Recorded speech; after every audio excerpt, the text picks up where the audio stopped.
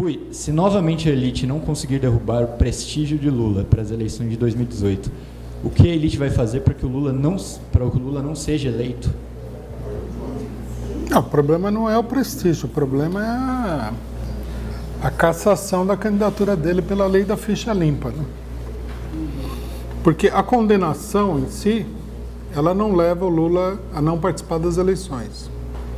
O que vai levar o Lula a não participar das eleições é a lei da ficha limpa.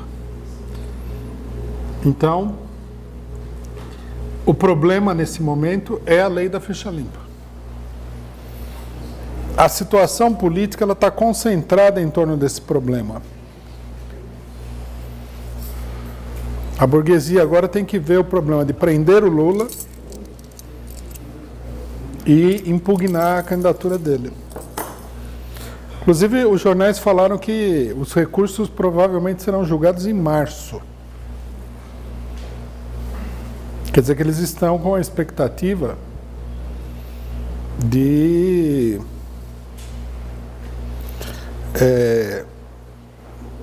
fechar o caso antes da abertura do prazo de inscrição de candidatura, para não ter nem que, como é que se diz? Impugnar a candidatura do Lula. Apesar que isso é difícil, porque o PT pode inscrever o Lula de qualquer jeito, né?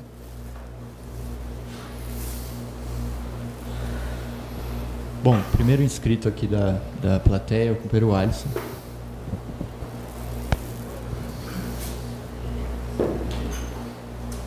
Duas questões, na verdade. A primeira é uma crítica e a segunda é uma pergunta. A crítica vai no sentido da linha do que o companheiro disse sobre o upgrade que a esquerda deveria fazer e ainda não fez, ainda não atualizou o sistema operacional, de que a situação política muda e tem que saber se adaptar.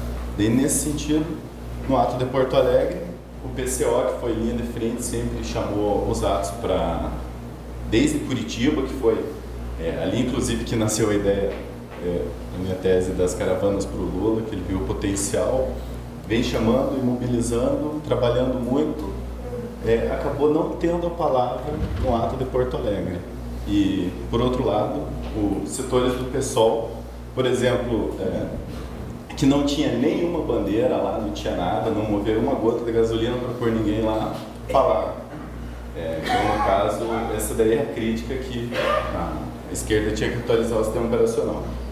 E a pergunta é no sentido de que, para o dia 3 agora tem um ato na frente do triplex do Guarujá, que vai ser um churrasco lá, mas já é uma manifestação. Tem manifestação marcada para sítio de Atibaia, e a pergunta é se estamos voltando para aquela época em que vai ter manifestação todo dia, ato todo dia, alguns com quebra-quebra, nesse sentido. Bom, a crítica eu acho justa, né? Também achei... Não acho assim que é nenhuma conspiração contra o PCO. Foi uma coisa lá, uma falta de bom senso político do pessoal. A gente falou no ato de São Paulo, tudo normalmente. Sempre tem alguma pessoa que não sabe se conduzir aí politicamente. Foi um erro muito grande, é absurdo mesmo. O PSOL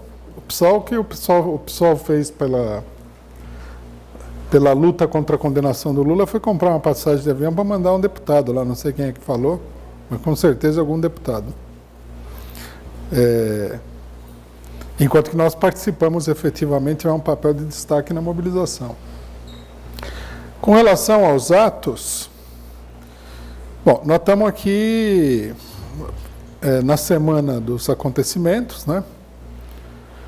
O último ato foi na quarta-feira e tal, mas eu acho que sim, eu acho que nós estamos entrando num período que vai ter muita mobilização.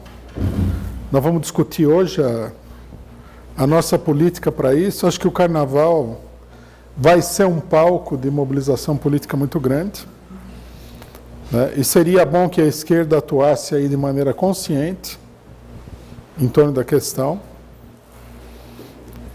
E mais, né, se o PT realmente quer avançar na situação política, não pode perder tempo. Não dá para marcar o próximo ato para abril. Também não, a princípio, né, vamos esperar para ver, não parece ser essa a política deles. Mas eu acho assim, semana que vem já deveria ter mobilizações e tudo mais. E precisa chamar atos de massa. Tudo bem. Fazer o churrasco lá no triplex, né? Que o Moro atribuíram o triplex ao Lula, mas não entregaram para ele, né? Então, no mínimo, eles deveriam entregar o triplex para ele. Tudo bem fazer esse ato, mas digamos assim, é mais propaganda. O que é preciso é colocar efetivamente as massas nas ruas. Precisa ir para as fábricas, né? Precisa dar impulso nessa tendência popular que o movimento está ganhando, mais popular, digamos assim, né? Porque não era um movimento não popular. E não se pode perder tempo. Eu acho que essa semana já deveria ser marcada por várias manifestações aí. Vamos ver o que eles decidem. Nós, inclusive, vamos procurar o pessoal do PT, ver o que eles estão pensando e tal, para dar continuidade à mobilização. Tem que pregar muito cartaz contra a prisão do Lula, contra a condenação, né? Distribuir muito panfleto na rua, tem que entrar numa etapa de mobilização muito acentuada. Bom, hoje tem bastante perguntas aqui no auditório, então a gente vai dar preferência para os companheiros que estão aqui. E a gente vai intercalando e espero que consigamos fazer todas. O próximo companheiro é o Antônio Carlos, que está aqui no auditório.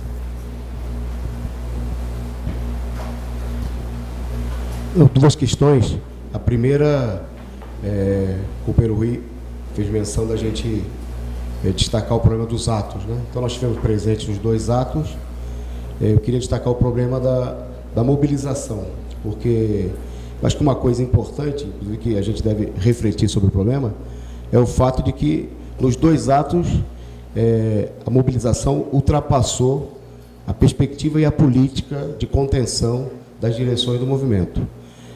Evidentemente, por exemplo, em Porto Alegre, foi claro que a tentativa de esvaziar, que acabou acontecendo no dia 24, mas esvaziar o próprio dia 23, né, embora isso levou a um esvaziamento, mas as caravanas elas foram uma coisa que superaram em muito a política de contenção da política do PT e da CUT, né?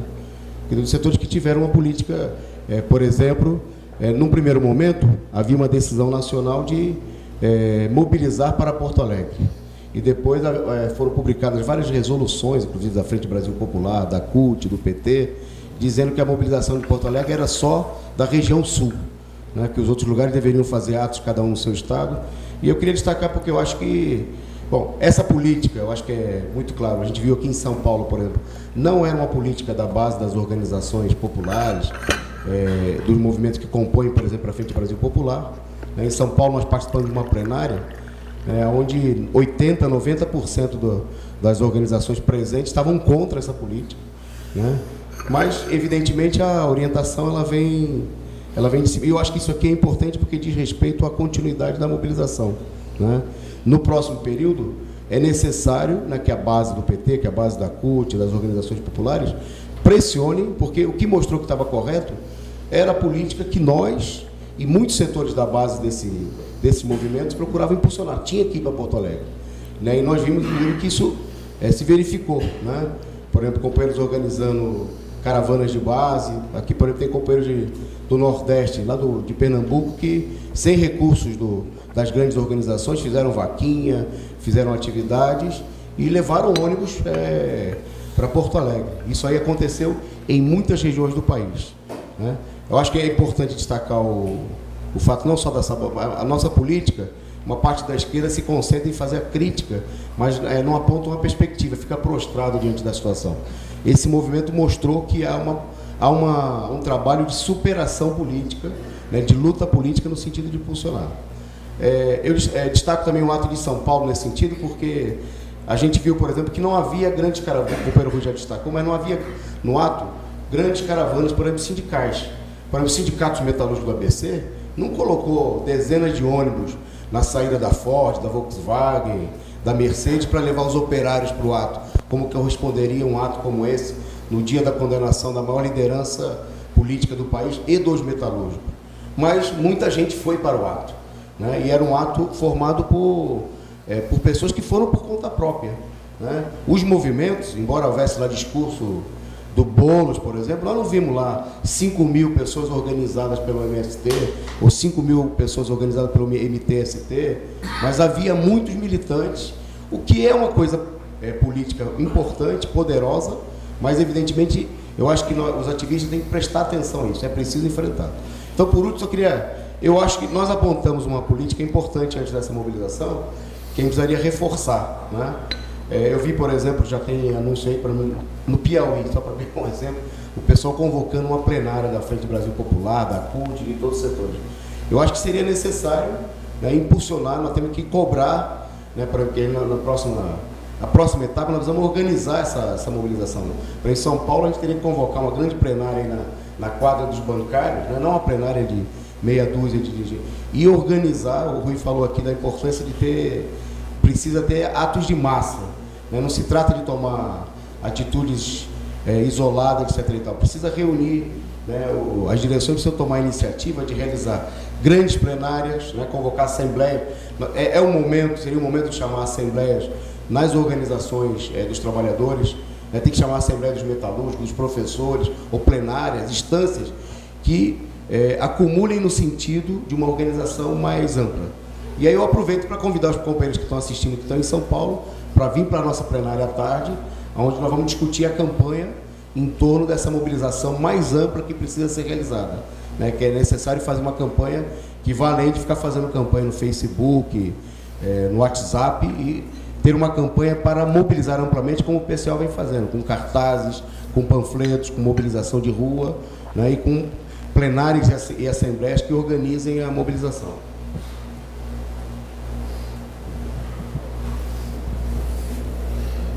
Bom, isso aí mostra o que já foi dito antes, né? A situação dos atos lá. Só um comentário reforçando o que foi dito. A tendência, nós temos que entender que a tendência à mobilização era muito maior do que a mobilização que efetivamente ocorreu. Porque você vai fazer um ato em Porto Alegre, você precisa de recursos e isso daí necessita da intervenção dos setores mais organizados, né? Aí isso daí se constituiu num freio e dificultou a mobilização. Mas se fosse possível, ou se houvesse a vontade política de colocar milhares de ônibus, teria ido muita gente para Porto Alegre.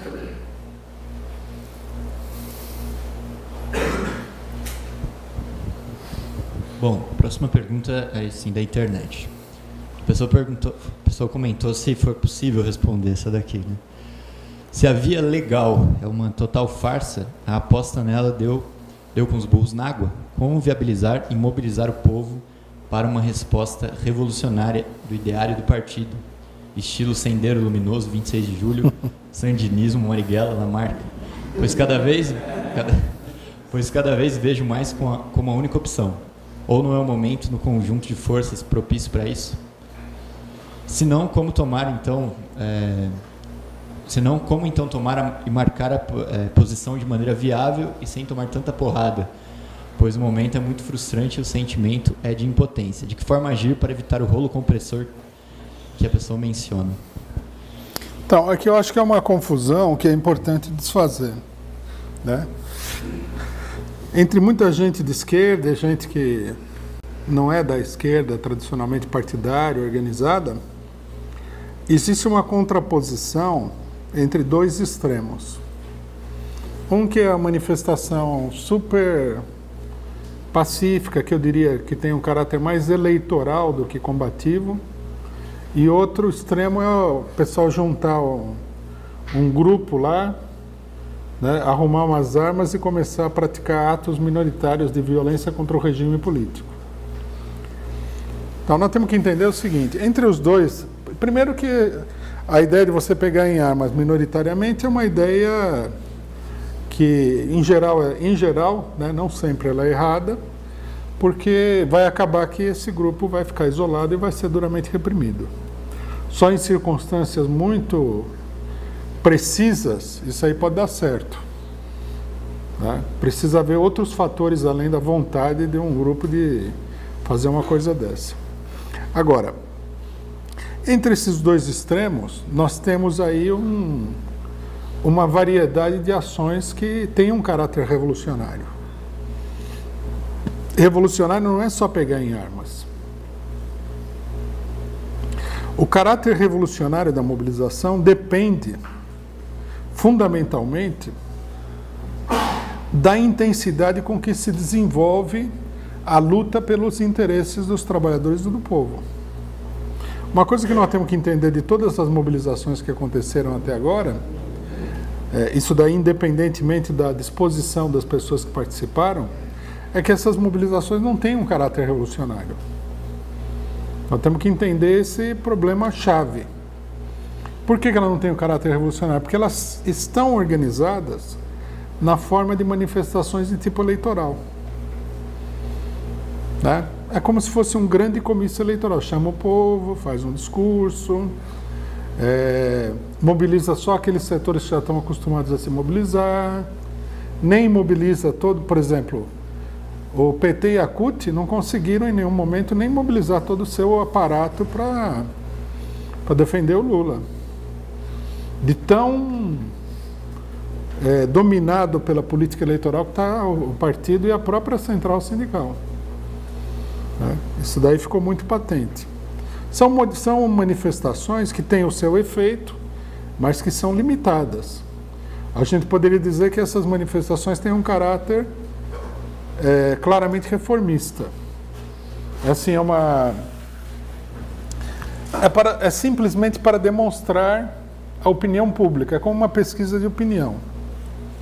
Então sai na pesquisa de opinião que o Lula tem X%, então o pessoal usa isso daí como instrumento de pressão no marco de uma legalidade, de instituições, das eleições, etc. e tal. O caso de Porto Alegre evidenciou isso daí. A mobilização que nós propusemos era vamos ocupar Porto Alegre. Não era vamos fazer uma manifestação lá na esquina democrática. São duas coisas bem diferentes. Ocupar Porto Alegre era botar, sei lá, 60, 70 mil pessoas em Porto Alegre, né? Colocar a cidade ali sitiada pelos trabalhadores, colocar em pauta uma ameaça ao TRF4. Mesmo que você não tivesse nenhum plano definido, por exemplo, vamos ocupar o TRF4, mas você coloca em campo uma força, né, que já dificulta a situação para o seu inimigo. E essa mobilização ela teria que crescer, crescer, crescer, crescer.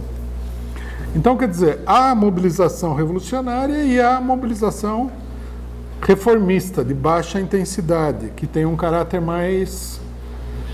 como é que se diz? Um caráter mais eleitoral. A gente pode ver isso daí também em boa parte dos discursos. Uma parte dos discursos o Lula tem direito de ser candidato. Quem assiste os discursos lá, presta atenção nos discursos, se sente invadido não da vontade de ir lá e botar o TRF abaixo, mas de encontrar uma sombra lá em Porto Alegre e dormir. Também nesse sentido o ato não tem um caráter revolucionário, porque ele não tem uma diretriz revolucionária. O PT, ele se viu, como é que se diz? Constrangido entre duas pressões diferentes. Uma, que o Lula estava sendo condenado. Outra, que a população poderia explodir lá e causar um evento que teria sido, vamos falar que é verdade, benéfico. Mas já aconteceria pelo tamanho da manifestação. Né? Você vai mobilizando, mobilizando, até que chega uma hora que as massas tomam conta do panorama político. O que é uma revolução? A gente fala em mobilização revolucionária. O que é uma revolução? Como é que foi a Revolução Russa de 1917? ela não foi marcada pelo fato de que houve enfrentamento armado. Houve enfrentamento armado em várias regiões da cidade de Petrogrado onde aconteceu a Revolução. Mas ela foi marcada pela presença massiva dos trabalhadores do povo na rua que dominaram a situação. Né? Anularam os instrumentos de repressão do regime monárquico e dominaram a cidade. Né? Então, a partir de um determinado momento, nisso daí consiste a Revolução, quem dita o rumo dos acontecimentos são as massas nas ruas. Né? Esse é o primeiro aspecto central de uma revolução. Se vocês leem a história da Revolução Russa, que é extremamente interessante, né? Há livros que relatam o que aconteceu, vocês vão ver assim, os trabalhadores, os próprios soldados e tal, escutavam que estava sendo feito não sei o quê, vão lá no palácio, cercam o palácio e tal, porque eles não querem que aquela decisão seja tomada. Vocês podem ver, não é um enfrentamento militar, foi lá para matar o pessoal. Mas as massas, elas já determinam o rumo dos acontecimentos. O cara fala assim, vamos soltar o czar. A massa já não deixa, não dá margem para esse tipo de decisão. As decisões começam a ser, né, dominadas pelas massas, até que a situação evolui, as massas tomam o poder. Agora, sem um movimento amplo, sem falar que é preciso contestar, né, essas decisões dos tribunais que são totalmente ilegítimas, né, que é preciso colocar os trabalhadores nas ruas, sem greves, né? Por isso o problema da greve geral é um problema importante, que nós discutimos muito aqui e que foi extremamente mal utilizado. Né? Por exemplo, é evidente que a direção da CUT, a própria fala do Wagner nos atos, demonstrava isso. Eles veem a greve geral como um instrumento para lutar contra a reforma da Previdência. Não, tem que fazer agitação política nas fábricas. Dá para fazer uma greve geral agora contra a condenação do Lula? Provavelmente não. Mas se você não prepara, você nunca vai fazer nada. Eles não entendem, eles têm... Eu acho que a direção da CUT, eles estão sendo vítimas de um preconceito, que é um preconceito reformista também, que é de achar que o trabalhador só se interessa pela sua situação imediata, que o trabalhador não vê o perigo da direita. Pô, há muitos elementos para mostrar para os trabalhadores o perigo da direita. Já teve a reforma da CLT, o ajuste fiscal do Temer, agora a ameaça da Previdência. Teria que colocar o problema do golpe, teria que colocar o problema do poder. Inclusive, vocês vejam que interessante, né? As manifestações, que prova a nossa tese, as manifestações mais bem-sucedidas são as manifestações diretamente políticas. Com exceção da greve geral que houve em março passado, né, que foi uma greve geral mais ou menos combativa e tal, mas não foi tudo, volto a insistir, não foi tudo isso que o pessoal falou, mas foi um passo adiante em termos de greve geral. Com exceção daquela greve geral, todas as mobilizações mais importantes foram contra o impeachment, contra a condenação do Lula, a mobilização de Curitiba, tudo. Por quê? Porque é lógico. Primeiro, o setor que a gente poderia chamar de vanguarda, né? Mal chamar num sentido vago, né, de vanguarda, o setor mais esclarecido, mais militante, que se mobiliza, já sabe que o problema do poder político é essencial. Isso daí provoca uma mobilização cada vez maior. Você vê a mobilização da condenação do Lula, embora o ato de Porto Alegre não foi tudo que poderia ser, mas foi um ato grande. E o ato de São Paulo foi grande também no dia seguinte.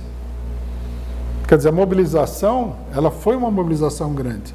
Nós não fizemos ainda um balanço detalhado dos atos em outros estados. Mas eu acho que, somando tudo, a mobilização foi bastante grande. E a condenação do Lula é um assunto político. E uma coisa que muita gente, tanto os reformistas como os esquerdistas pequeno-burgueses tradicionais não entendem é o seguinte: na luta revolucionária e na luta geral, a política fala mais alto. Não se pode ter um preconceito sindicalista. Ou seja, pensar, não, o trabalhador vai se mobilizar pelo salário, mas se você colocar o problema do Lula, ele não vai se mobilizar. É bobagem. Até porque, vejam bem vocês, os trabalhadores votaram no PT 4 vezes seguida. Por que eles votaram no PT? Porque eles consideram que é uma maneira de resolver os seus problemas. Então, como é que a gente pode pensar que eles não entendem a importância da política se eles votaram 4 vezes no PT? É uma coisa até sem sentido. É uma falta de percepção.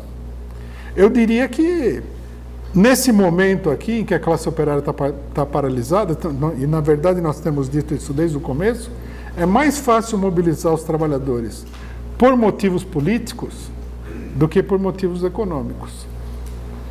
Motivos econômicos está difícil. Os trabalhadores em todas as categorias, eles se sentem na defensiva diante dos patrões. Mas a mobilização política tem um outro caráter. Muita gente pensa assim, não, para que os trabalhadores façam uma mobilização política é preciso uma consciência, não sei, algum milagre. Mas não é verdade. Se você observar a tendência de voto dos trabalhadores, você já vai ver que essa tendência já existe. Sempre existiu. E lógico, um trabalhador, até mesmo o trabalhador mais atrasado, ele vai olhar e falar o seguinte: você chega para ele e fala assim, vamos fazer uma greve e derrotar a votação no parlamento. Para a maioria dos trabalhadores, isso é uma coisa meio misteriosa. Como é que você derrota a votação no parlamento? É uma coisa nebulosa. Se tiver um impulso muito grande, pode acontecer essa mobilização. Agora, se você falar, o Lula é o candidato dos pobres, fez o Bolsa Família, bababá, não querem deixar ele ser candidato? Quem que não vai entender isso aí? Até a alma mais simplória do mundo entende isso, o problema que está colocado. Ninguém vai achar que votar no Alckmin vai resolver o problema de ninguém, não é?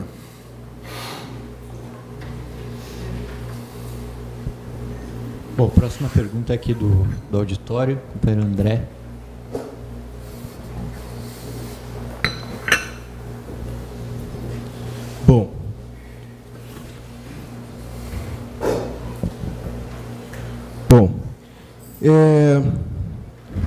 Eu gostaria de comentar, né, e pedir para que o companheiro Rui comentasse um pouco mais sobre essa questão. O primeiro ponto é relativo ao ato que ocorreu aqui em São Paulo no dia 24, né? Eu notei, né, que durante os vários discursos que foram feitos durante o ato, né, havia muito barulho, né, indicando que poucos prestavam atenção nas falas. No entanto, quando o companheiro Antônio Carlos falou, eu senti que houve um certo, até mesmo um certo silêncio, né? O tipo de som, né, na praça modificou consideravelmente, né? E os sons que haviam naquele momento, então, indicavam que as pessoas vibravam com a fala do companheiro Antônio Carlos, né? Então, eu percebi essa diferença muito grande das falas, né, da forma como as pessoas lidavam com os discursos de outros, com a forma como as pessoas prestaram atenção, inclusive vibravam junto com o companheiro Antônio Carlos. E aí, quando nós saímos, né, para caminhar para Paulista, né, havia muitos, inclusive, que disputavam até mesmo para segurar as nossas faixas e as nossas bandeiras, né? E isso eu achei bem interessante. E a outra questão, ainda referente à questão do ato, né, a gente realmente percebeu que só havia a presença ali do PT, do PCO, né, e e uma presença realmente, como o Rui falou, mais do povo mesmo, né? E aí, a única coisa que a gente via que destoava era uma bandeirinha, né, do Mais, né, a Turma da Alegria, que eles devem ter ido em dois, né, um para segurar a bandeira e outra pessoa para falar, né? E basicamente isso. Mas enfim, o outro ponto, né? Esses são os pontos acerca do ato que eu gostaria de comentar. O outro ponto é sobre a reivindicação, né, do fim da lei da ficha limpa, né, que ela causou histeria não apenas na direita, né, mas na esquerda pequeno-burguesa também, uma histeria enorme, né? Como que eles estão falando abaixo a lei da ficha limpa, né? O que indica que se trata de uma esquerda totalmente subserviente, totalmente, digamos assim, ela está servindo, né? Ela serve claramente a burguesia, né? Mas, enfim, eram esses dois pontos que eu gostaria que o Rui comentasse um pouco. Esse fato rapidamente, né? Está super tarde já. Esse fato da simpatia pelo nosso partido, logicamente que a gente deve ficar contente com isso tudo, mas a gente deve também olhar isso daí como um dado da situação política objetiva. Essa simpatia pelo PCO é um sinal de radicalização naquela manifestação, né? E isso daí é uma coisa marcante e uma coisa crescente. O pessoal olha e fala, não, o PCO é o partido combativo, de luta e tal, né? Porque não for isso, não haveria motivo para ter simpatia pela gente. Tem muita gente que não é do PT tem apoiado as nossas posições e gente do PT tem apoiado as nossas posições. Acho que é um dado importante que a gente deve acompanhar. Nós temos que medir isso daí a cada momento para entender também os processos que estão acontecendo dentro desse movimento em evolução, né?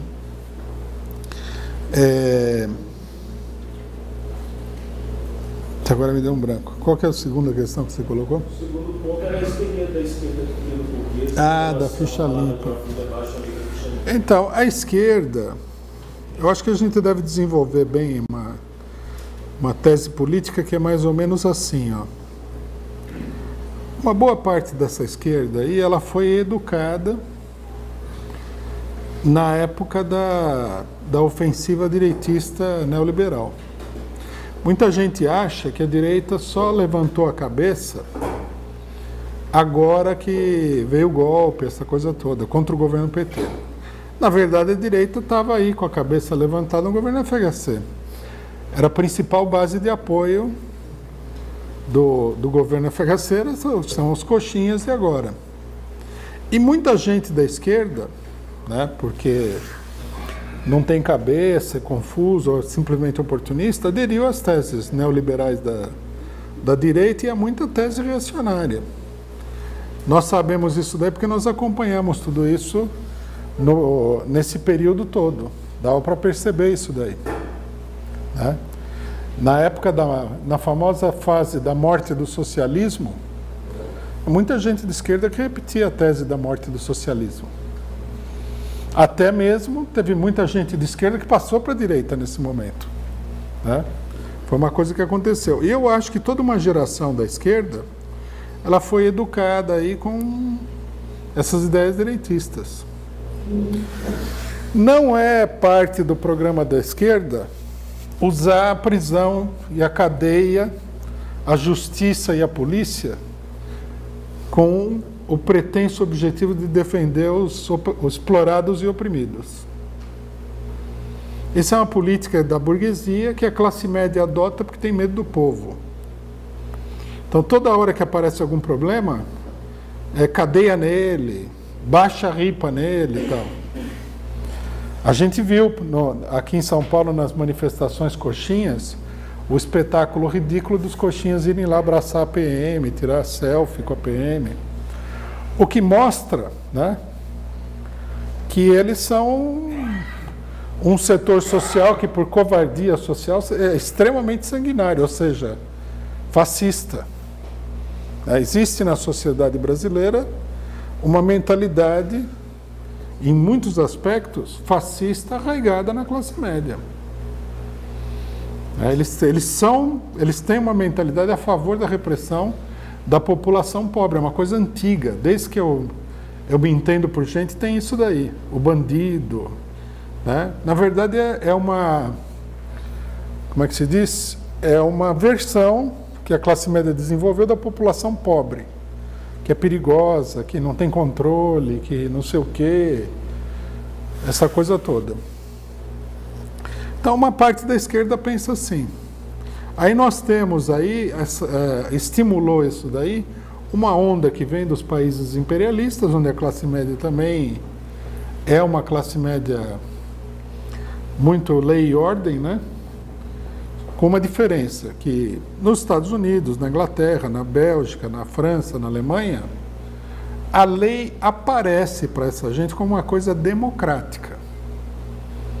Porque os países são mais democráticos, né? Então, em certos países parece até uma coisa justificável. Como o país é democrático, você quer reprimir determinados abusos, né?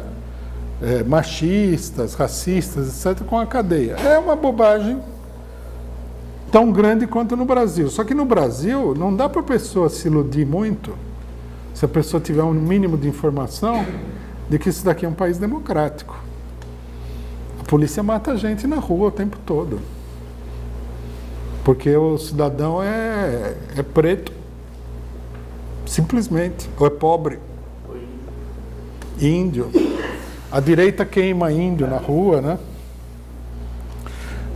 Nos atos coxinhas a gente viu o pessoal de direita chutar um mendigo lá que estava dormindo lá na Avenida Paulista. Eles são uma espécie de barbárie social da classe média brasileira fascistoide, né? E a esquerda adotou isso daí, por influência dos países mais desenvolvidos, né? Onde a burguesia vai enrolando todo mundo com esse negócio da democracia, e aqui também, onde a tradição já é uma tradição de brutalidade, de selvageria contra a população. Por isso nós tivemos aí, não só a lei da ficha limpa, que já é mais direitista, mas nós tivemos aí, por exemplo, começou a aparecer nas redes, os linchadores de rede social, né? Porque normalmente no sul dos Estados Unidos você tinha aquele pessoal da Ku Klux Klan que linchava o negro na rua, pegava o cara lá, espancava ele, pendurava ele numa árvore. Então é o famoso hábito do linchamento, que é uma coisa meio típica da direita, né? Linchar a população pobre. Surgiu aí com esse objetivo. E aí a rede social inaugurou o linchador de rede social. O cara não faz nada, ele é pacato, né? Ele fica na casa dele, assiste o campeonato de futebol e tal, mas quando aparece alguma coisa que ele não gosta, daí ele quer linchar todo mundo e tal. Aí a esquerda queria linchar, a esquerda e a direita queria linchar o ejaculador do metrô em São Paulo, que depois se verificou que era um pobre coitado com problemas mentais. Eu, pessoalmente, né, acho que você linchar um pobre coitado com ou sem problemas mentais é uma manifestação de desumanidade. O que a gente pode dizer? Seja lá o que ele fez, né? Por exemplo, essa matança da população pobre, se o pessoal é criminoso ou não é criminoso, isso é coisa de uma classe dominante escravagista. Não me interessa saber o que está acontecendo lá. A maneira de lidar com o problema é fascista, e ponto final. Cracolândia com o Dória. Aí você vê de onde vem o impulso, né? O negócio da Cracolândia. O cara é tratado como um lixo. Bom, aí apareceu agora recentemente o caso do funkeiro, que fez uma letra de música aí que indignou a esquerda dita feminista, né? Então propuseram caçar a música, censurar a música, prender o cara. E as marchinhas também agora. E agora vão proibir as marchinhas. Então, isso daí não é de esquerda. Vamos ter claro. Veja, não estou dizendo que não é revolucionário. PCE é revolucionário. Não é uma coisa de esquerda no sentido geral. A esquerda não é brutal desse jeito. A filosofia da esquerda, natural, não é brutal, é humanitária. Não é censurar, é discutir. Não é botar na cadeia. Né? É ajudar as pessoas. Por exemplo, se muitos desses esquerdistas querem botar o pessoal na cadeia, passasse uma semana na cadeia, eles nunca mais iam querer botar ninguém na cadeia. Isso aí é uma forma de tratamento de pessoas que é totalmente desumana. E é a população pobre. O que é? Daí você vê o cidadão que fala que é socialista. Socialista implica que ele defende a classe trabalhadora. Quem é que está na cadeia? A classe trabalhadora. Ou ele acha que existe outra classe que é a classe dos criminosos? Não, a maioria dos criminosos, eles surgiram, eles saem de dentro da classe trabalhadora. O trabalhador fica desesperado pela situação social, fica confuso, vive numa situação, um beco sem saída social constante, toma drogas, né? Por exemplo, o consumo de drogas entre os setores operários é cada vez maior. Ele é uma coisa ainda mais destrutiva do que foi o alcoolismo, que continua a existir, né? Na época anterior à onda das drogas. É devastador. Aí o cidadão perde o emprego, já está desorientado, maltratado, etc. e tal, faz um assalto, aí vai lá para a cadeia. Ixi! Como é que alguém de esquerda pode apoiar uma coisa dessa? Eu não consigo entender. Aí vai vir a direitista e falar assim: ah, você tem pena de bandido. Não, eu não tenho pena de bandido. Eu sou um ser humano. Né? Eu não acho que a maneira de resolver os problemas seja essa. Isso é uma maneira de um animal, de um canibal, né? De uma pessoa totalmente que perdeu qualquer mínimo sentido de civilização. E depois eu sei também que, no final das contas, tudo isso serve para reprimir a classe operária, para ela não se revoltar contra as condições existentes. Também tem esse pequeno detalhe. Então não dá para apoiar essas medidas de força, não dá para apoiar o Estado. Essa esquerda não consegue entender que o Estado é um instrumento de opressão de classe. Eles teriam que ler o Lenin, né? O Estado e a Revolução. Ali está bem explicado, aí qualquer um pode entender, tem em português também. Né? Precisa ler isso daí. Nós não podemos achar, é uma estupidez inacreditável achar que a PM brasileira, junto com a polícia civil totalmente corrompida, junto com os juízes, que são todos uns almofadinhas fascistas, direitistas, ou quase todos, e etc. e tal, tudo isso daí vai defender a mulher oprimida na sociedade. Para pensar isso daí, o cérebro precisa estar praticamente parando de funcionar, não tem por onde. E a lei da ficha limpa é a mesma coisa. Bom, classe média tem esse negócio com a corrupção, né? Eu conheço de muito tempo. Fala em corrupção, eles ficam todos oriçados, né, na classe média. É alguma tara ancestral isso daí, porque todos têm. Aí o cara vem à direita, golpe militar de 64 foi feito assim. Abanaram o paninho vermelho da corrupção, aí uma parte da classe média... Aí vieram os norte-americanos, roubaram 7 milhões de vezes mais do que toda a corrupção do Brasil até aquela data. Bom, e depois o Trump já confessou, né, que a corrupção é uma arma que os Estados Unidos usam para dominar os países que buscam ser independentes deles. A denúncia da corrupção. Sendo que eles são os maiores corruptores do mundo, né? O Dallagnol não acredita nisso, mas o Dallagnol não pode ser usado como exemplo de vida inteligente no planeta Terra, né?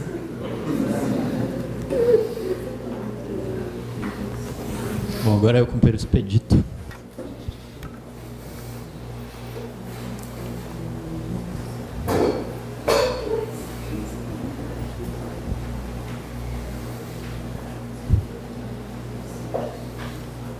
Boa tarde, companheiros. Boa tarde, internautas.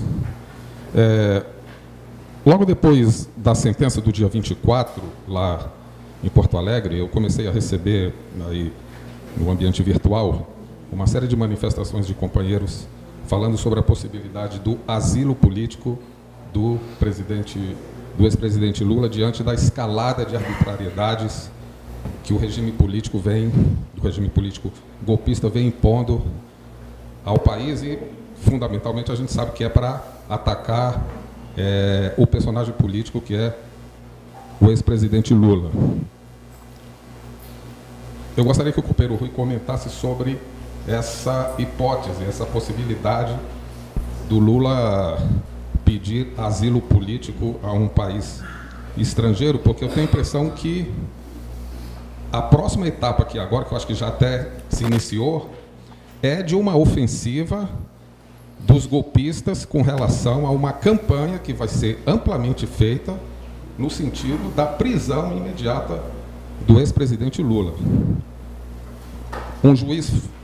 Mais um juiz fascista lá de Brasília autorizou o confisco do passaporte do Lula e determinou que ele não deixe o país porque ele estava com uma viagem marcada para um país africano, nesse momento aí agora, onde ele ia proferir uma palestra, me parece que na Etiópia, sobre um problema da fome. Ou seja, uma coisa que estava agendada, inclusive, antes do julgamento do TRF4. Não tem nada a ver com o TRF4. Ele foi convidado pelo país, pelo governo da Etiópia, para proferir uma palestra lá. Já serviu de pretexto para uma ofensiva dos golpistas no sentido de dar um checkmate definitivo na questão da prisão dele, que eu acho que vai se iniciar imediatamente agora, nesse período, mais uma ofensiva no sentido de fazer com que ele seja preso imediatamente. A decisão aí não cabe muitos recursos, se fosse 2-1, como já foi explicado aqui, haveria ainda uma possibilidade de se avançar em alguns recursos, mas o 3-0 limita em muito esses recursos por parte dos advogados de defesa. Seria legítimo, ou qual seria a posição do partido com relação, já que a gente tem exemplos vários aí de vários líderes que foram perseguidos dentro do seu país e que optaram, né, na ausência de qualquer outra possibilidade de fazer a luta política dentro do país, foram para outros países onde foram acolhidos por governos que de lá se permitiu fazer a luta política, se permitiu ficar num ambiente um pouco mais, digamos, menos tenso, distensionado para fazer a luta política. O caso mais recente é do governador da Catalunha, lá o Puigdemont, não é isso? Que, inclusive, foi eleito, né? Mas se voltar para a Espanha, o governo do Rajoy vai dar voz de prisão para ele lá dentro. E ele, muito possivelmente, ele vai tomar posse fora do país. Não sei se isso é possível, mas me parece que é uma situação que está colocada. Gostaria que o companheiro Rui comentasse sobre isso. Eu acho que a posição do Lula é clara nesse sentido. O pessoal falou que ele ia pedir asilo, não acho que a política dele é pedir asilo, nada. E que não está colocado isso daí, porque seria um abandono da luta política que está se travando aqui. É preciso continuar com a luta, né? Lula está aí, está ameaçado de prisão, mostra que ele adotou uma posição firme diante do problema nesse sentido. Eu acho que nós temos que mobilizar em torno da defesa dele, da defesa da liberdade dele, né? O problema é o seguinte, tudo depende, logicamente, de uma análise da situação política. Então, nesse momento aqui, nós podemos ver o seguinte. Os golpistas criaram um clima político, aproveitando a leseira do PT no governo, né, e a total desorientação política do resto da esquerda, que não conseguia ver o problema. Bom, alguns, como a gente viu, né, não conseguiram ver até hoje que teve golpe. Então, imagina se eles iam ver antes do golpe acontecer, se não viram nem depois. Então, uma esquerda totalmente desorientada. Isso daí não é um fenômeno só de pequenos grupos de malucos, é um fenômeno político geral, né? Há um setor da classe média esquerdista e ativista que está completamente desorientado até agora, diminuiu, mas até agora continua desorientada. A direita calculou, montou um plano muito bem elaborado pelo imperialismo, que é especialista em golpes de Estado, já deu milhares, né, no mundo. Deu o golpe, colocou todo mundo na defensiva com uma campanha orquestrada, né? Essa semana aqui mostraram 5 jornalistas, um de cada jornal, os 5 juntos, olha a cara de pau, os 5 juntos, e falaram assim: esses jornalistas aqui conseguiram a condenação do Lula. Quer dizer, Folha, Estado, Globo, Veja, eles criaram um cartel político, uma frente única, para dar o golpe, condenar o Lula, né? E reconhecem abertamente. Estava lá os 5 vigaristas, né? Então, você vê, a direita montou um esquema pensado, etc. e tal, manipulou aí a situação, se aproveitou da completa falta de consciência do PT, né? O PT, por exemplo, a Dilma Rousseff entrou no governo. A direita já havia anunciado que ia derrubar o governo dela de antes. Então, a política do governo dela teria que ser montado para que o governo fosse uma luta contra o golpe de Estado. Mas aí ela foi para uma política que era uma política de acordo com os golpistas. Né? Colocou lá o Levi do Bradesco na Fazenda, lançou um ajuste fiscal super meia boca aí para ver se não mudava muito o programa do PT, mas também não agradava gregos e troianos, e uma política totalmente insensata. Quando você está numa luta como essa, você tem que fazer um governo voltado para a luta. Deixar aquele cidadão lá no Ministério da Justiça, a burguesia, segundo a burguesia, a Polícia Federal tem que ser um 4º poder, né? Não está subordinado a nenhum dos 3 poderes, tem que ser independente. Como assim independente? Segundo consta pela Constituição Nacional, no Brasil tem 3 poderes, não tem 4º poder. Apareceu também o Ministério Público Federal, que é o 5º poder. Daqui a pouco tem mais poderes do que gente no Brasil. O ministro da Justiça, Eduardo Cardoso, em vez de chamar o chefe da Polícia Federal, falou: você está exonerado, meu caro. Pode pegar seu boné aí para casa. E apontar um cara de confiança dele? Não, ficaram assistindo a Polícia Federal investir contra o próprio governo sem fazer nada. Não conseguiu. Sem pé nem cabelo. Alguém poderia falar, já falaram isso daí, num debate que eu tive, falaram: mas é difícil, porque os aliados colocavam um problema. Tudo bem, mas a gente sabe como é que é.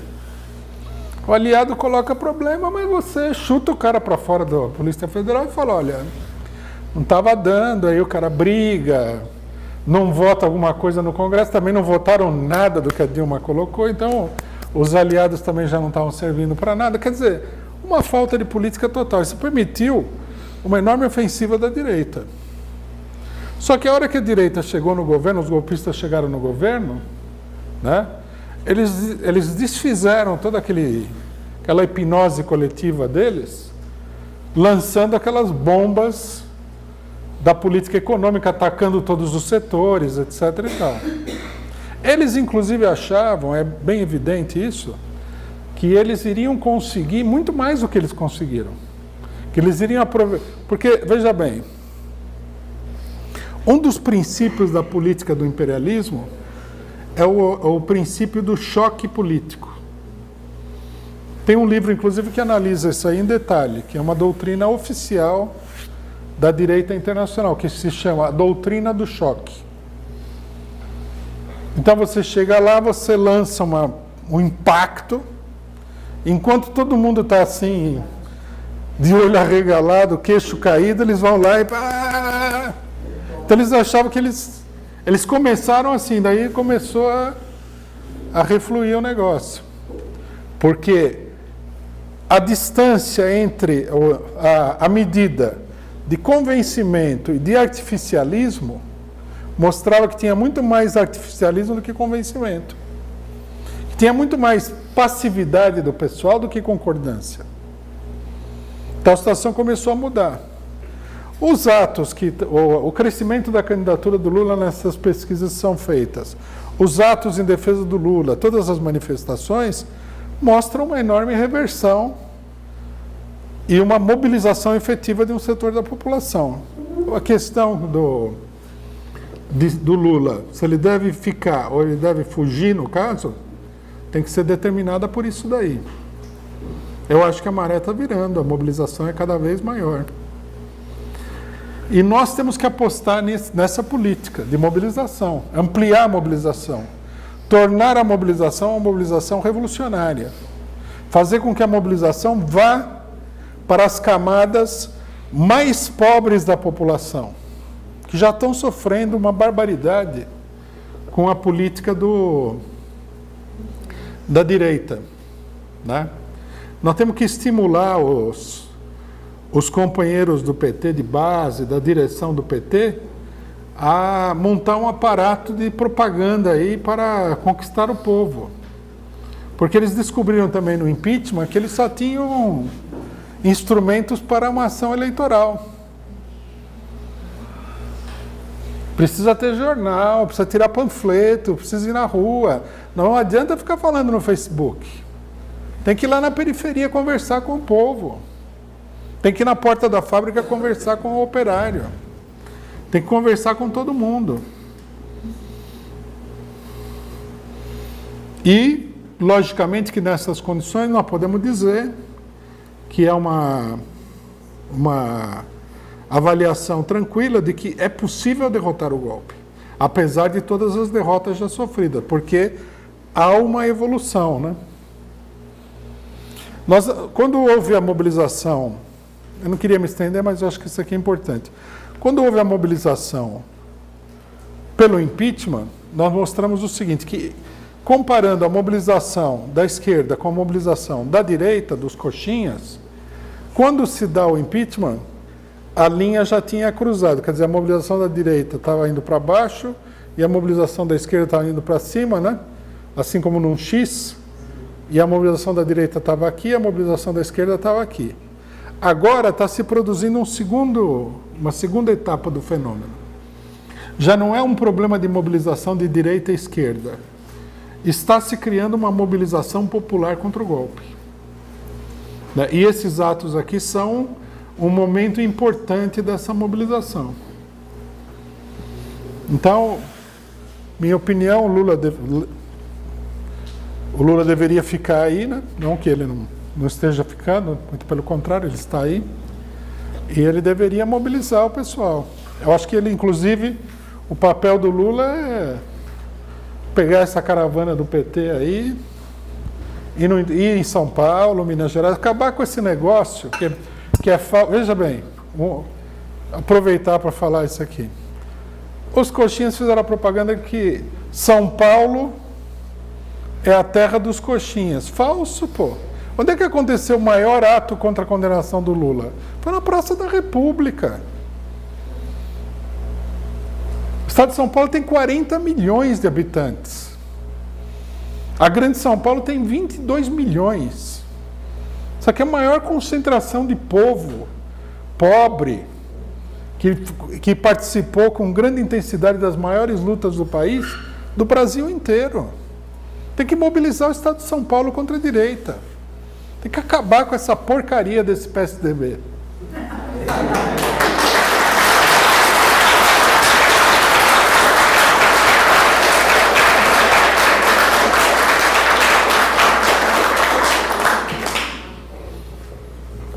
Bom, próxima companheira Thelma. Henrique, vamos deixar ela falar mais uma pergunta, vamos ter que encerrar.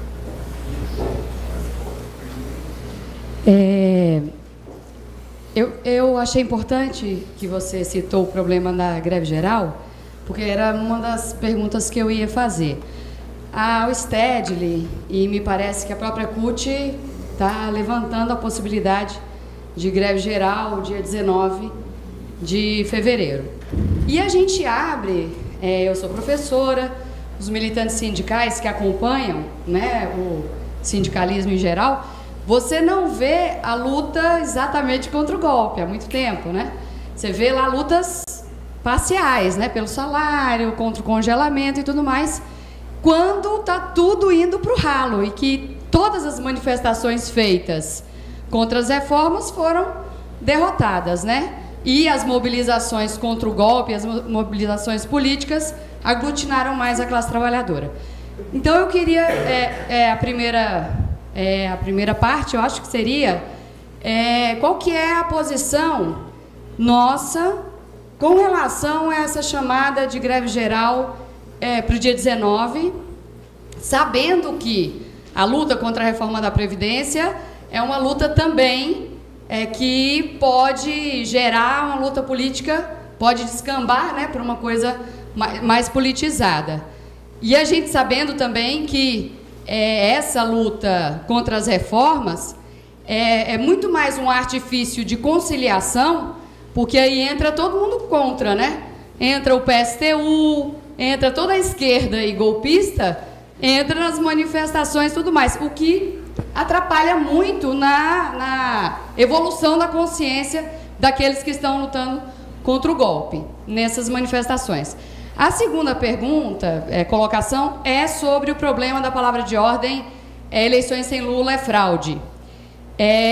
Eu queria que você falasse um pouquinho como a gente pode usar de maneira positiva essa palavra de ordem, porque a gente acaba imaginando que é uma palavra de ordem que estimula as ilusões eleitorais, né? Porque qual que seria a saída se a eleição sem Lula for fraude e o Lula for preso? O PT teria que boicotar as eleições. E para a gente, até que ponto as ilusões eleitorais nesse momento levam a uma luta política além das eleições, né?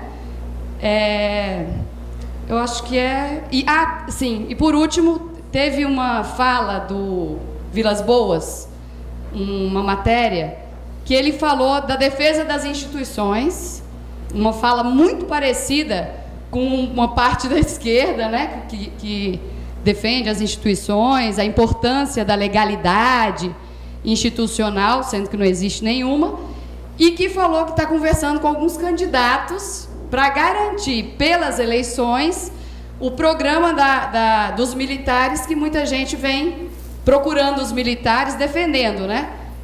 Já que a gente está sendo muito procurado, muita gente defende a postura da defesa da ordem e tudo mais, e a gente está procurando alguns candidatos para discutir esse tipo de programa. Eu queria que você falasse um pouquinho sobre isso.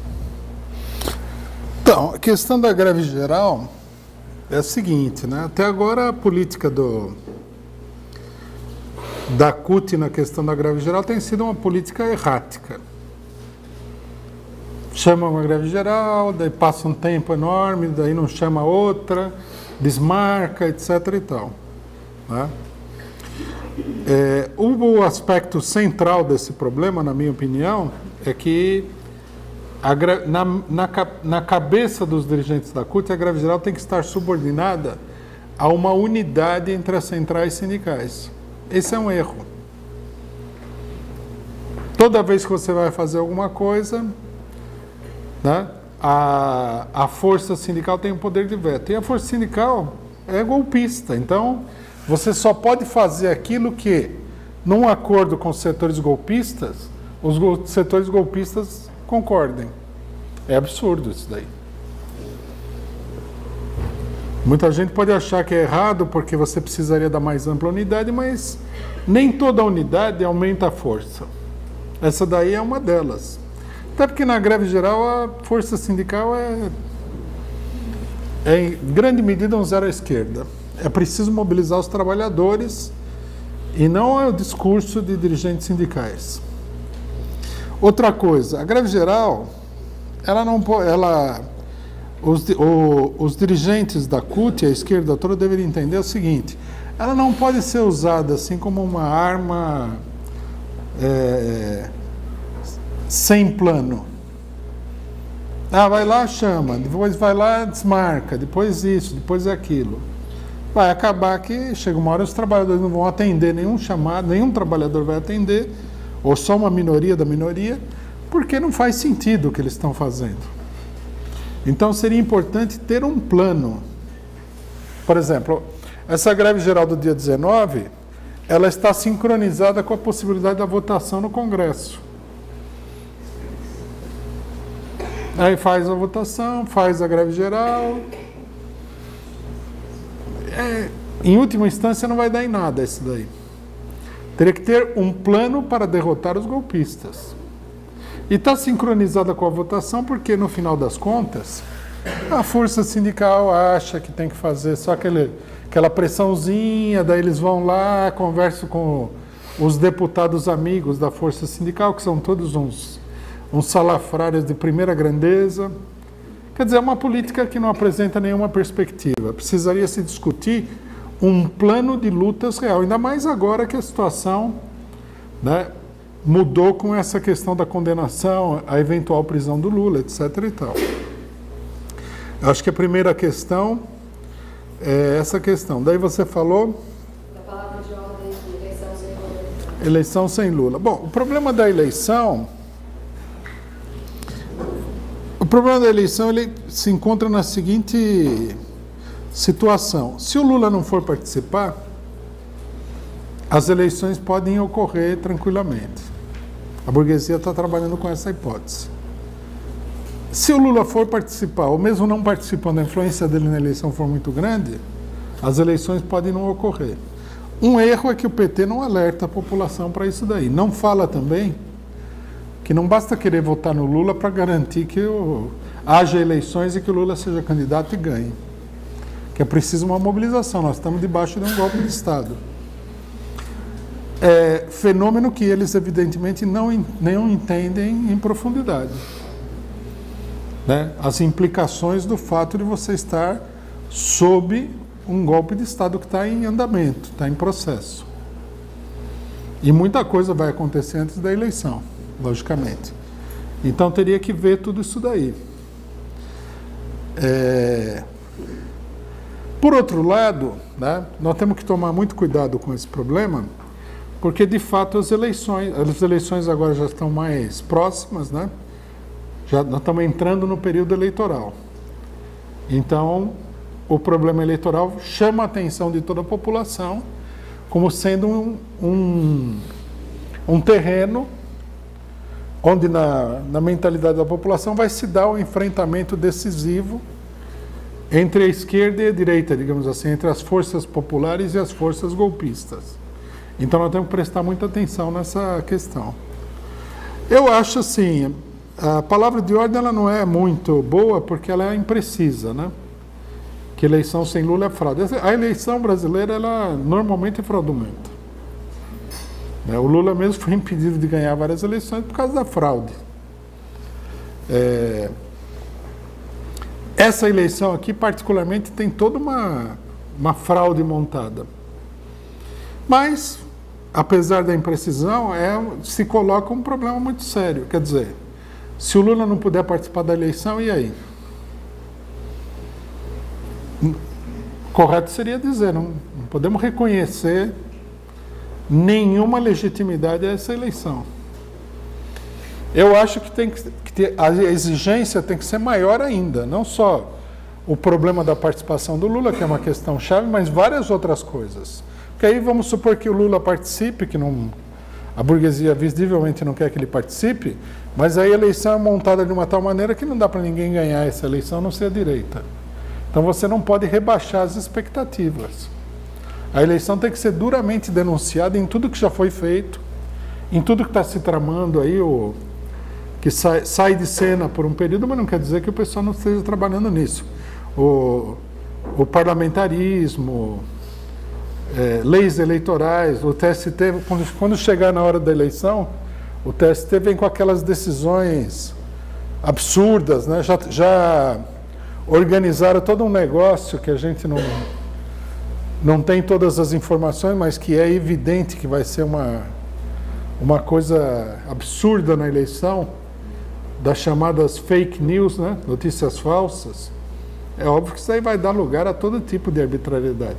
Até pelos personagens que estão aí, o Fux, as Forças Armadas, o TSE, ixi, essa turma aí vai impedir, pelo menos no que diz respeito às redes sociais, a esquerda de fazer campanha. Vai ser uma coisa de louco. E eles estão preparando muitas outras coisas. Então, só falar que a não participação do Lula invalida a eleição é modesto demais como programa político. Teria que colocar mais coisas. Bom, e o Vilas Boas procurando os candidatos aí, isso é um mau sinal, né? O negócio do Exército tem que ser visto de uma maneira simples. O Exército tem que ficar quietinho no quartel. Na melhor das hipóteses, nós somos a favor da criação de um exército popular. Mas você tem o exército na atual situação. Então, o melhor que a gente pode esperar é que o pessoal não fique lá trancado no quartel, não fale nada, não diga nada. A história de Roma ela é importante nesse sentido. Os romanos, no período de crise da República e tal, tiveram várias crises e golpes militares, né?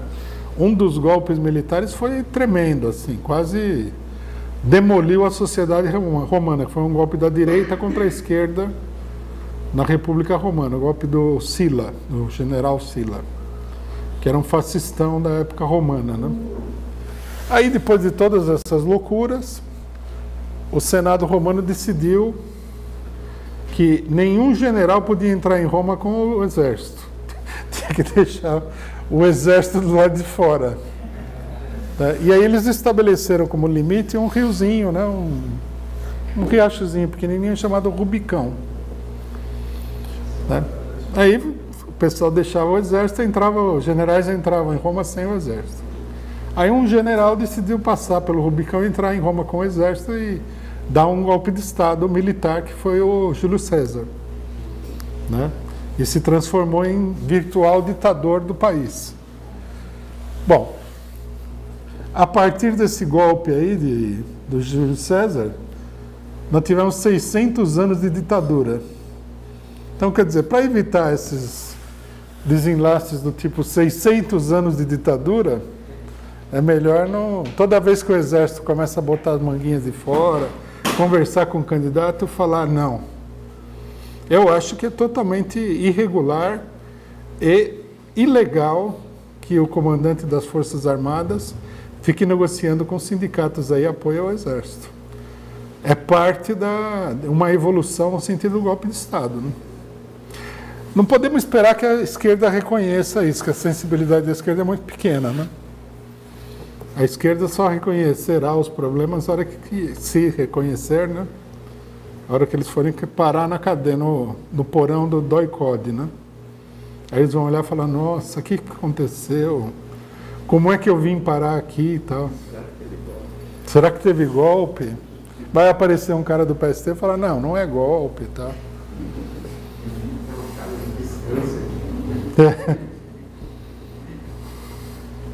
Bom, pessoal, é triste, mas não vai dar para fazer todas as perguntas que estão. A gente só vai ter como fazer só mais uma pergunta, que é o próximo inscrito, que é o Rafael de Pernambuco. Aí depois os companheiros que tiverem perguntas podem encaminhar para a gente, e o pessoal da internet também, que hoje foi bastante movimentado. Rafael, você.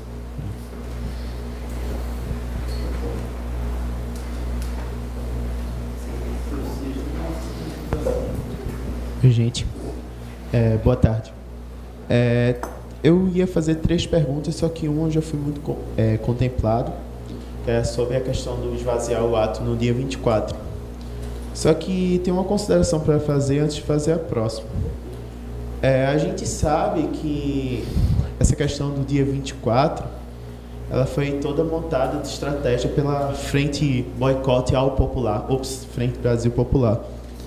E essa frente também ela é composta por um partido muito singelo aqui do Brasil, chamado PCdoB, que é o mesmo partido que tem uma pessoa chamada Flávio Dino, que colocou, logo depois do julgamento do Lula, que a lei da ficha limpa iria ajudar a Lula. Por causa de uma brecha que existe na lei, que a brecha é o seguinte: se for comprovado onde a lei for, abre aspas, bem aplicada, foca no bem aplicada, a lei ela pode ajudar no caso de provar uma perseguição política. Ora, qual lei está sendo bem aplicada aqui no país, né? Essa é a primeira pergunta que tem que fazer para o companheiro Rui comentar, mas também ao próprio PCdoB. A outra coisa sobre o PCdoB ainda é a questão, mais uma vez, da Manuela de Ávila. Aqui fala de Ávila ou Dávila, não sei. No ato em Porto Alegre, no dia 23, eu estava lá presente, vi algumas bandeiras com o Manu 2018, que eu considerei uma falta de respeito tremenda com o próprio Lula, e considero também uma coisa para dispersar até a luta contra o golpe, confiando plenamente numa candidatura que quer se prostrar como alternativa caso Lula seja preso. E o que só mostra que o PCdoB está aí para desejar essa prisão de Lula diretamente, para que ela seja o plano B do PT. É essa pressão que a gente enxerga, e aí eu gostaria também de pedir ao companheiro Rui para estar comentando sobre isso. Além disso, comentar efetivamente sobre a seguinte coisa: o passaporte de Lula já foi tomado. Então, em quanto tempo será que ele vai ser levado para uma condução coercitiva de novo, ou até mesmo para a prisão? Já que o passaporte dele foi tomado não pelo processo do TRF4, mas por um outro processo que é uma farsa também, que é a questão do processo está sendo julgado em Brasília. E assim, não seria a gente se atentar que, como o caso Lula tem uma repercussão nacional forte, não seria também que os golpistas pudessem estar se aproveitando disso para fazer algo para chamar a atenção antes propriamente da reforma da Previdência, e justamente colocar a prisão dele como apenas destaque de luta para justamente ofuscar essa coisa, já que a reforma da Previdência já está perto de ser votada logo no final de fevereiro?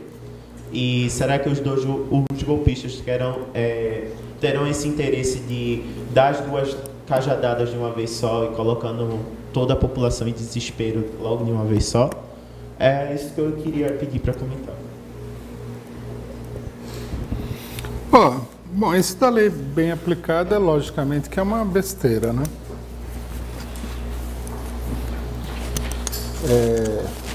A lei foi criada para situações como essa, eliminar da eleição pessoas indesejadas. Então, bem aplicada ela está sendo, que é tirar o Lula da eleição, é para isso que ela serve. Não sei qual que é a brecha aí, mas se houver uma brecha, significa que é uma lei autoritária, antidemocrática, que tem uma brecha que pode ser usada por objetivos democráticos. A colocação do Flávio Dino que nem todas as colocações do PCdoB, totalmente desfavorável à luta contra a prisão do Lula, né? Contra o golpe e tudo mais. Esse caso da Manuela eu concordo que digamos assim, meio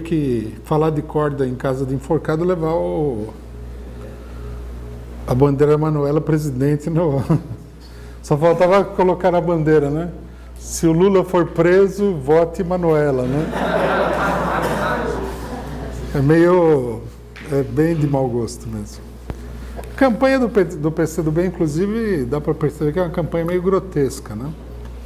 Só que eu acho que não dá para desenvolver a ideia aqui agora, mas nós devemos atentar para o seguinte. A candidatura do PCdoB não é simplesmente a ideia do plano B. Porque eles sabem que o PT não vai votar na Manuela. No pior dos casos e tal, no meio da confusão, o PT lança aí a Gleisi Hoffmann, o Haddad e tal, não vai votar na Manuela. E eles sabem disso daí, né? Eles sabem também que eles não vão roubar voto do PT, eles não têm essa capacidade e tal. Aí tem outro plano. Porque uma coisa que a gente deve entender é o seguinte, nem todas as peças do jogo da situação política foram colocadas no tabuleiro. Tem muita coisa que está guardada aqui numa gaveta, né? Então, ao fazer os cálculos, a gente tem que lembrar que tem muito jogo oculto aí. Por exemplo, tem uma peça que a gente não sabe qual é a função dela, que se chama Aldo Rebelo, ex-militante do PCdoB.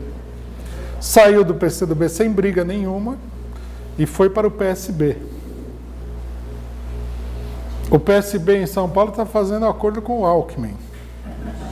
O pessoal do PT, ingenuamente, muita gente falava, pô, não vamos fazer um acordo com o PSB em São Paulo, unir a esquerda, como se o PSB fosse um partido de esquerda. Já fica claro que o PSB tem todo um plano aí.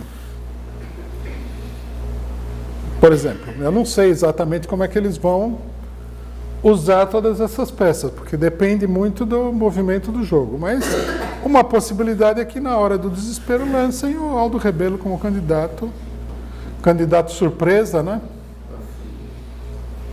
Esquerdista, foi ministro do Lula, era comunista, o que é bom para a esquerda, agora já não é mais comunista, o que é bom para a direita. Né? Aí começa aquela farofada toda, ninguém critica ele não fala nada. Né? Ele está de molho lá, ele está na reserva, né? O craque que o time tem, mas está na reserva, está escondido lá. Ninguém sabe quando é que vão lançar. E essa não é a única jogada, tem outras jogadas também. Eles estão discutindo muito. Tem coisas que eles discutem abertamente. Luciano Huck, o Dória entrou e saiu da discussão. Agora é o Alckmin. Não tem muito consenso com o Alckmin, então tem outras possibilidades e tal, mas a gente pode esperar que apareça, logo pode aparecer um ou dois candidatos surpresa aí. Além da Valéria Monteiro. Né? Além da Valéria Monteiro. Valéria Monteiro. Quer dizer, nós não sabemos tudo, né? A eleição é para pegar... Na realidade, para ganhar a eleição, eles querem pegar o povo de surpresa. Logicamente, eles enfrentam resistência dos aparatos mais bem consolidados, que não querem abrir mão do poder, mas tem toda uma trama aí. Você vê, por exemplo, que ficou evidente que o Marcelo Freixo estava articulando a candidatura do Boulos, que era uma candidatura Marina Silva. Você tem Marina Silva, Ciro Gomes, possibilidade do Boulos, Aldo Rebelo, tudo candidato de esquerda. Então, quer dizer, a eleição vai ser uma grande operação de manobras políticas que nós temos que observar, né? Collor também. Collor é meio queimado para ser um... Mas pode cumprir um papel, não sei, né? Agora, o caso da Manuela, isso aí faz parte de um jogo de outras características, de outra envergadura. Bom, a questão do passaporte do Lula, mais uma arbitrariedade, né? A gente já nem faz escândalo, porque uma arbitrariedade é 15 por dia, então é tudo arbitrariedade, né? Um juiz que não tem nada a ver com o processo mandou caçar o... É possível que seja revertido isso daí, sei lá, vamos ver, né? Mas mostra que, como é que se diz? há muitos setores aí que estão dispostos a jogar pesado para a prisão do Lula, que é uma ameaça muito concreta. Se o PT não levar em consideração isso daí, tá doido, né? O negócio da Previdência, já não vejo que seja uma jogada casada, perdão.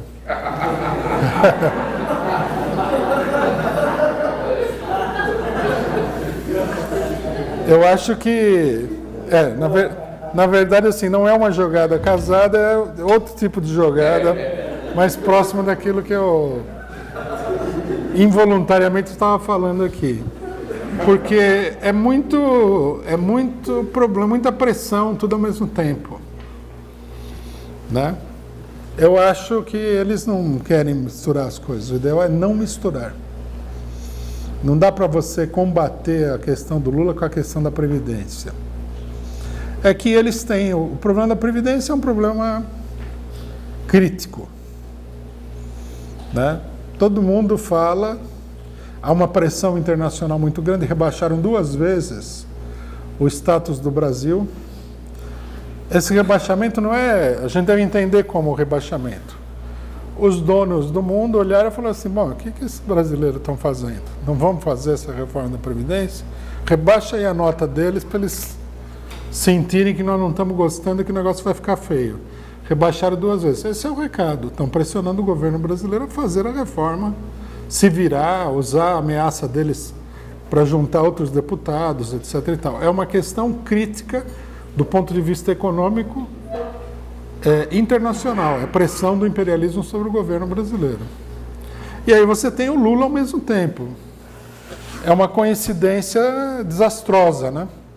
Porque a fala do Wagner Freitas no ato de São Paulo, ela foi muito significativa. Ele denunciou a questão do Lula e aí ele falou que vamos fazer uma greve geral no dia 19 contra a Previdência. Ele juntou as duas coisas. Nesse sentido está certo, né? A greve dia 19 é meio fraca como plano de luta, mas juntar as duas coisas está correto. Ele foi habilidoso em fazer essa colocação. Quer dizer, vamos contra a Previdência e vamos contra a condenação do Lula também, tudo ao mesmo tempo, que é tudo contra o povo, né? Eu acho que não é uma boa combinação para eles. Eles vão manobrar aí com isso, né? O problema que nós estamos enfrentando, né, volto a insistir, é o seguinte: não há uma reação à altura. E eles não têm medo de cara feia. Quem participou das grandes lutas sindicais que houve no Brasil, muitos anos atrás, sabe como é que os patrões funcionam. Às vezes você tem greve muito dura, se ele não está sendo muito afetado, não está prejudicado pela greve, ele não cede, não. O patrão não gosta de ceder. Né? Às vezes eles perdem dinheiro, quando eles perdem muito dinheiro, aí o negócio fica feio. Mas eu já vi que muita greve, ela só se definia na base de sabotagem dos trabalhadores. Por exemplo, eu participei de uma greve, eu trabalhava no Sindicato dos Químicos, né, de São Paulo. Participei de uma greve que aconteceu numa fábrica do Antônio Hermílio de Moraes, que era um fascista, um porco fascista da pior espécie. Se você vê no jornal, ele parece um santo, né? Os trabalhadores tinham um ódio daquele homem profundo. Então, quando eles, já com as experiências anteriores, eles começaram a greve e desligaram o alto forno da fábrica, que era uma fábrica de processamento de níquel. Aí o níquel endureceu nos canos lá e fez com que o Antônio Hermílio perdesse todo o equipamento da fábrica. E os trabalhadores estavam assim, já estavam no ponto de tocar fogo na fábrica. E o cara não queria ceder de jeito nenhum. Só a hora que o negócio começou a ficar meio violento, é que ele foi lá e cedeu algumas coisas. Patrão, eu não gosto de ceder. Ele não negocia, ele não tem espírito democrático, não acreditem nisso daí, é tudo bobagem. Patrão que eu digo assim, em geral, mas principalmente esses que mandam no país. Ele não quer saber. Eles são arrogantes, eles querem mandar em todo mundo. E por isso no movimento sindical se falava, os patrões só entendem uma linguagem, a força. Então nós temos que entender isso aí também para a situação política, porque são os mesmos patrões, ou até piores do que naquela época.